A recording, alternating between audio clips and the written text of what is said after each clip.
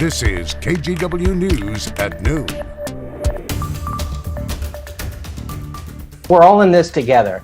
We like to say, fire does not recognize lines on a map, and neither should the response. It's all hands on deck as Oregon firefighters travel to Northern California to help fight the deadly McKinney fire. Today, the Siskiyou County Sheriff's Office confirmed the fire has killed 2 people and now covers 52,000 acres. Thank you for joining us. I'm Brenda Braxton. An Oregon State representative from Tigard was camping down south this weekend and escaped in the middle of the night as that wind kicked up and ash started raining down. Brittany Folkers has the story. You could hear it coming, the first blast of wind, and kind of went, is this a tornado? What is even happening? The unpredictability of wildfires creeps too close for comfort for campers near the Oregon-California border. The McKinney fire started in the Klamath National Forest in Northern California. Thundercells rolled in and the fire kind of got pushed down the canyon and it got wind driven. It's that wind that signaled Oregon Representative Dacia Graber and her husband to pack up and leave their campsite Friday. They were camping near Mount Ashland when she says they woke up in the middle of the night to gale force winds and ash. And kind of looked at each other and said, do we wait this out? No, we got to get out of here. So that is what we did. The state legislator representing Tigard and Southwest Portland is also a full-time firefighter. And then it was just the ash and the wind were so intense. And I can't even imagine what it was like for the firefighters and the people being evacuated, because we were, probably 8 to 10 miles away as the crow flies. And we were still impacted by this, and you could see it blowing up over the ridge. Video of the McKinney fire shows homes and vehicles destroyed as thousands have been evacuated. Sunday, 41 firefighters from Oregon's Marion, Linn, and Clackamas counties left to protect those communities. Their primary focus is going to be working on structure protection, so protecting folks' homes and that sort of thing. The extreme heat creating more fuel for the flames, causing concerns for wildfire potential in the Pacific Northwest as well. It's amazing what a stretch of 90 to 100 plus degree days will have, out in the forest, out in our wildland urban interface. It really dries out those fine fuels, those bigger fuels, they start to dry out as well. And so that really increases the fire danger. People shy away from talking about climate change, and it's here and it's real and it is blowing up in explosive ways that we've never seen before. So, like I said, over 50 years between the two of us, we have never seen conditions on a fire like that at night. And my fear is that is becoming our new normal. We're also watching several smaller wildfires in south central Oregon. They are Potter, Tolo Mountain, and Windigo. The last 2 have shut down parts of the Pacific Crest Trail. There's also the Fly Creek Trail in Jefferson County. It's prompted a few evacuations at campgrounds in the Deschutes National Forest. As new information about these fires comes in, we will post it for you on KGW.com. The heat wave also taking a toll all over Oregon. The state medical examiner reports that 10 suspected heat-related deaths have happened since temperatures spiked about a week ago. It is a painstaking process to officially confirm the cause of death. The ME says that could take months. Right now, we want to bring in meteorologist Rod Hill.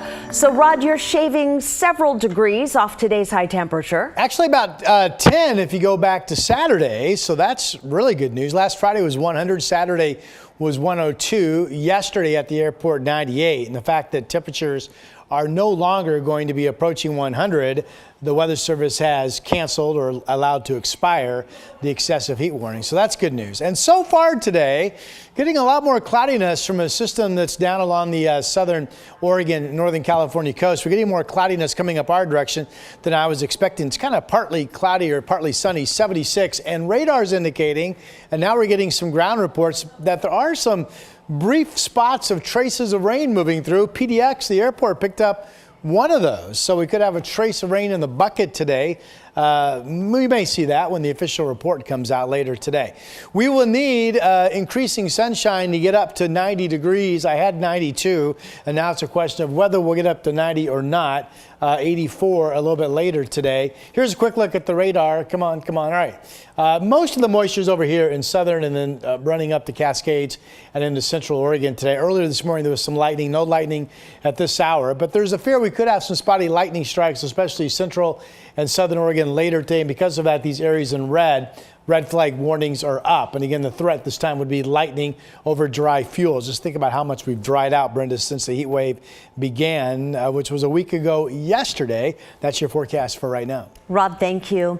Even though the hottest temps are moderating, it's still very important to check in on your neighbors. A great example of that is the Northwest Tower Apartments in the Pearl District. We stopped by last week and heard from several tenants who say Home Forward, the company that manages their building, gave them air conditioners. This is the same complex where someone died during the heat wave last year. And with more deaths reported this year, city and county leaders want landlords to be even more vigilant about checking on tenants, especially those who are older or living alone. Please take this heat seriously. I know, and I understand that people are really tired of being told to take care of yourself and to look out for others. But the reality is that climate change and its consequences, like this heat wave, have no regard for our feelings or our fatigue. This weather is deadly, and we cannot afford to forget or ignore the trauma and the lessons of last summer. Of course, you don't have to be a landlord to check on your neighbors. It only takes a few minutes to knock on the door and see if they're okay. Many of these heat-related deaths are preventable. The weather also making news across the nation. At least 30 people died in Kentucky after flooding ripped houses from the ground and swallowed entire neighborhoods. Officials say that the death toll will likely rise after the water recedes. NBC's Maggie Vespa has the details from the town of Lost Creek.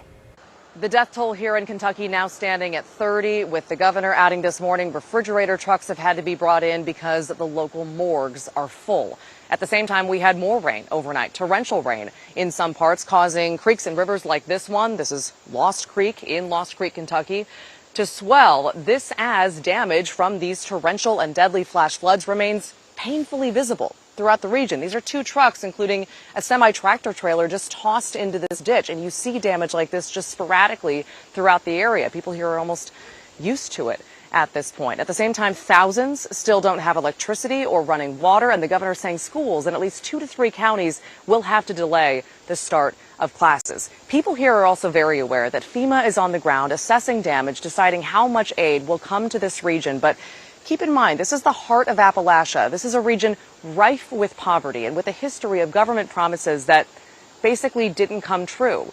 We've been asking people, do they think help will come? Are they confident it will actually get to the people who need it? One person yesterday, a retired Marine, just laughed when we asked him that, and he said, absolutely not. He said people here are going to have to help each other just like they've always done. But keep in mind, so many have lost loved ones and so many have lost everything. And at the same time, while we do have clear skies and dry weather right now, and it's scheduled to remain that way throughout the day, when you look at the forecast for the next several days, you have a chance of rain and showers and storms pretty much every day for the next week. The last thing this devastated area needs. I'll send it back to you. Maggie Vespa reporting for us. Now to an update on Portland's gun violence and its 47th homicide of the year. The shooting victim is identified as 19-year-old Lauren Abbott Jr.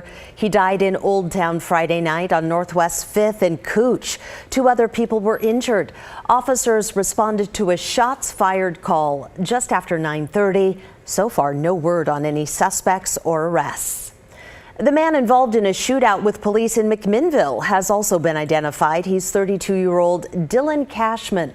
Officers say he was in a house on Southwest Mount Mazama Street Saturday morning as they responded to reports of a domestic dispute.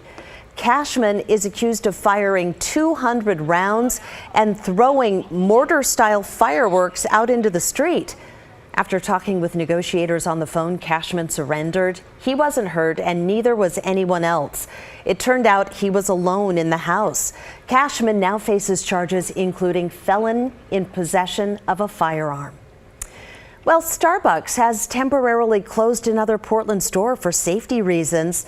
This one is in the Hollywood district at 39th and Sandy. The windows are papered and there's a note on the door. Concerns include people in mental health crises and drug use. A few weeks ago, 2 other Portland Starbucks closed for similar reasons.